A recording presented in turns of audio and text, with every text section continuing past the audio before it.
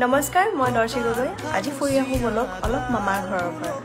মানে মোৰহে মামা দেই ব্লগটোত পিছে কি হ'ব মই নাজানো কাৰণ ঠিকে কৰা নাই জানিবলৈ চাই থাকক আৰু এয়া আহি পালোহি মই মামাৰ ঘৰত এয়া হৈছে বা হাই গাইস ভণ্টি এটা ঘৰত নাই ভণ্টি যেতিয়া আহিব মই আপোনালোকক লগ পাই দিম আমি এটা বজাৰৰ পৰা আহিলো আৰু আমি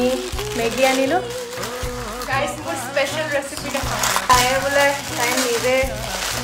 ভাল পোৱা ৰেচিপি এটা বনাই খাব মেগী পিঠা কৰিব কৈছে মোক আৰু মই এটা পিঠা কৰি আছো কিমান মছলাটো বনাই আগতে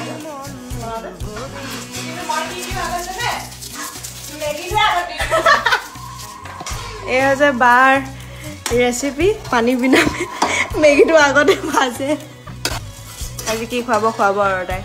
আসলে কি জানে ৰাইজ ইহঁতৰ লগতে মই ডাঙৰ হোৱা সৰুৰ পৰা সেইকাৰণে এতিয়া ইহঁতৰ লগত টাইম স্পেণ্ড কৰিয়ে বেছি ভাল লাগে গাইজ আপোনালোকক বহুত ধুনীয়া বস্তু এটা দেখাম বল গাইজ এইবোৰ বস্তু মোৰ বায়ে বনাইছে দেখিছেনে কিমান ধুনীয়াকৈ বনাইছে তাই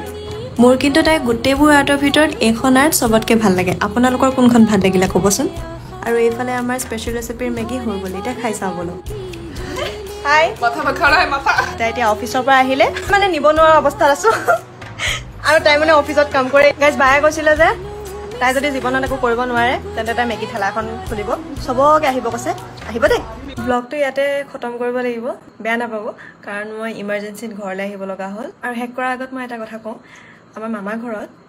এটা বৰ ধুনীয়া বস্তু বনাইছে সেই বস্তুটো হোৱাৰ পিছত মই আপোনালোকক দেখাম আজিৰ কাৰণে ইমানে বাই